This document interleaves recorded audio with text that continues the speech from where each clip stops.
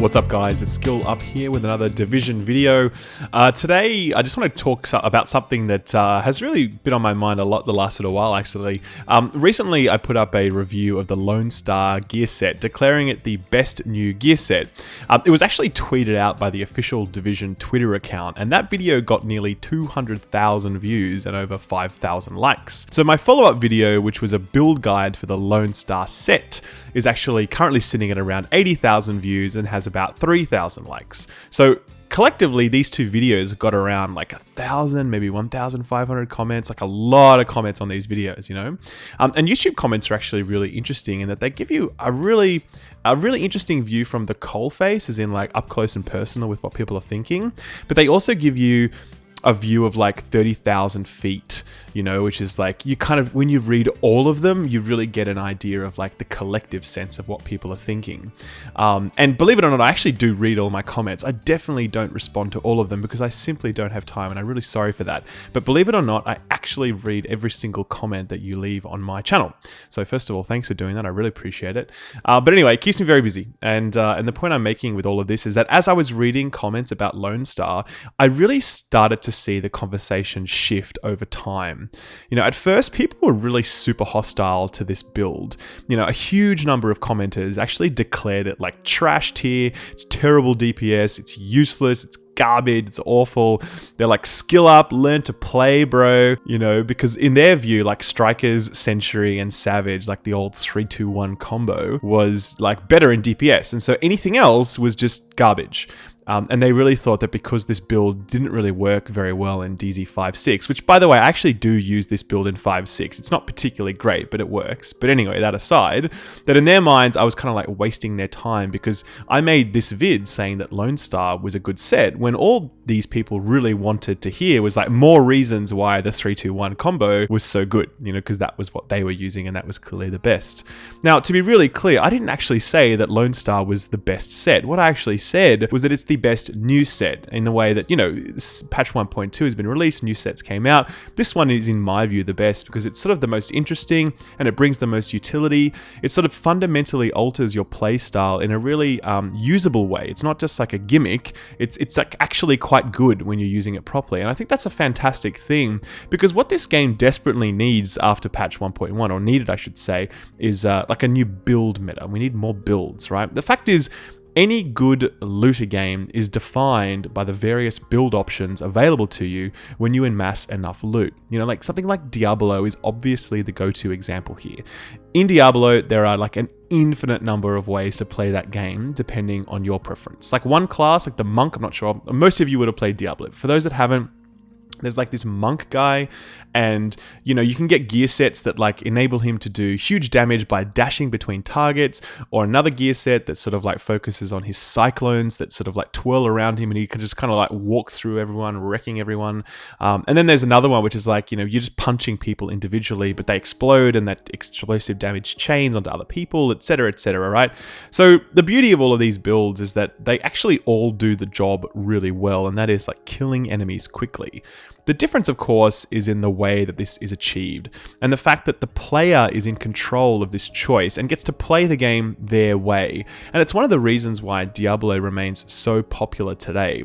The build options are like practically limitless. Now, of course, one of these builds will be technically more effective than others under certain conditions. But that doesn't really matter when all you're looking to do is get the job done in a way that you really enjoy. If your goal is to be like a top 1% competitive player and dominate the ladder, you're probably going to be pushed into a far smaller grouping of build options. But outside of that, the player is very much empowered to make decisions about how they want to play the game based on what they enjoy. And the power of obviously like build diversity isn't limited to looter games. Like, you know, if you look at MOBA games like Dota or League, ask anyone who plays League, like what's the best way to play a champion like Brand or Lulu or Orianna or Kayle? Like there's no right answer to that. These are champions, and anyone that's not familiar with League, they're champions that are really highly effective in a variety of roles based on the way you play them and the items that you purchase. The build you choose to run with determines the success of the character, right? And it's this reason why these characters remain sort of like perennially popular, where other champions in that game actually sort of dip down in popularity, or they'll move out of the game for certain periods based upon where the meta shifts to. So like for this reason, you know, like in the Division, build diversity is like absolutely one of the like pillars on which the end game is built. You know, we grind the Dark Zone for gear to complement the way that we want to play. And for the first time ever with patch 1.2, there are some really meaningful choices about how we do that. Before, Sentry's Call was actually so overwhelmingly strong that, you know, I actually advocated that if you wanted to run a skill power build, you were better off using Sentry's Call and just, you know, having electronics base stats on that, right? You know, in aggregate, all of the other sets were just not really, they weren't anywhere near the quality of Sentry's Call. So our options were kind of limited. Yeah, we could use Tactician's Authority, but we'd be sacrificing so much in order to do it that it just really wasn't worth it. Now, the fact is, this Sentries is no longer the best hands down build because it requires some really meaningful trade-offs, which automatically shift the meta in a really large way. Now we have like Sentries, we have Strikers, we have Tactician's Authority, we have Lone Star, we have Predator's Mark, and you know, they're the sort of like the popular go-to sets at the moment. And things like Nomad and Hunter's Faith and Final Measure, they provide some really good sort of 2 or 3 piece bonuses, but yeah, they can also provide some really compelling 4-piece options as well, depending on your playstyle. And that's just it. It is entirely dependent upon your playstyle now. Like if you wanted to be this tanky, grenade catching shield bro in a challenge mode incursion, you can actually do that now. And if you wanted to be like sustained, focused, DZ Nomad, you totally could be. Like it all works. And finally, the conversation is starting to shift away from like what is best DPS, because like we all know that on paper the answer to that is 3-2-1. Striker, Sentries, Savage, that is the best option to go with. That's the best DPS. That's clear, right? But like now the conversation is shifting towards like, what do I find fun? You know, what's best for my group?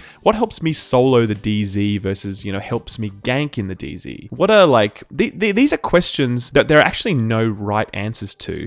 The baseline is that numerous sets will help you accomplish these goals, and it really falls to the player to decide which one they'd like to employ based on what they find enjoyable or what they sort of can make work given the drops they've received. So I think that the conversation is shifting away from that kind of DPS focused, DPS centric view to something that is more about build variety and what you enjoy and what you can make work. But I really wanted to make this video to sort of like, you know, speed up the transition process, to be honest with you. Like, I want you guys to know that you're not bad for wanting to run 4-piece Hunter's Faith, so long as that's what you enjoy and so long as you're doing what you can to make the most out of it. You know, people will trash talk you and will like, you know, they'll trash talk your view on why something is good or not in the Division. But just remember, like, this conversation is slowly changing, and that over the coming weeks and months, more people will try different builds themselves. And, you know, they're going to realize that they were probably too quick to judge. And the growing diversity of viable options available to players in the game,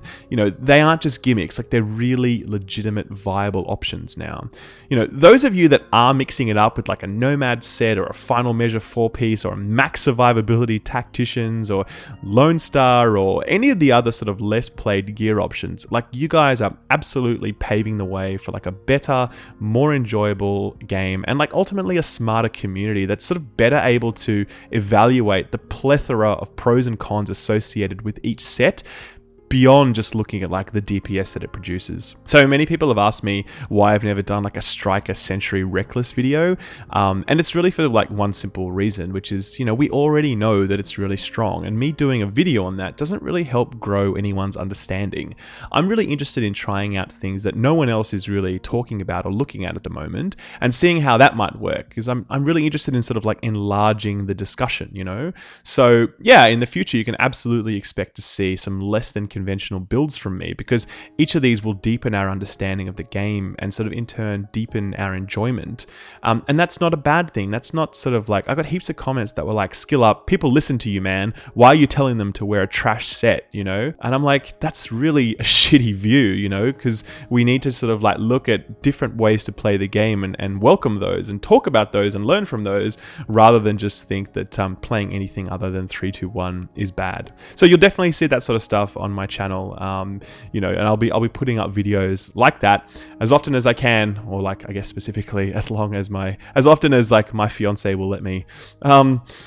Anyway, so I really hope that you know, like you guys will actually help me out with this as well. Like, so, you know, go out there and try out wacky shit, you know, combine different sets with different weapon talents and different abilities with different play styles and different whatever, and then let me know how it goes. Like, leave comments, tweet me, whatever. Like I said, I really do read all of them, and I really appreciate your feedback. Honestly, I learn way more from comments and tweets than I do from personal research. So anything that you want to share with me is really useful and really welcomed. So yeah, let me know what you guys find, because I'm sure that you guys are going to find heaps of cool stuff. Anyway, guys, that's it from me today. This is a really big week. You know, we'll have the weekly vendor reset video on Friday, US time, Friday night. And I'll finally be doing my Predator's Mark review on the Sunday, which has just been taking forever. So stay tuned for that one. And guys, if you like this video, then a like would be really fantastic. It's a huge help to me. And if you haven't yet subscribed, then please hit that subscribe button now for all of your Division coverage needs, including E3, which I'm going to, and I'm going to be meeting directly with the developers talking about the upcoming expansion. So stick around for that. Take care of yourselves, guys, and I will see you in the Dark Zone. Bye-bye.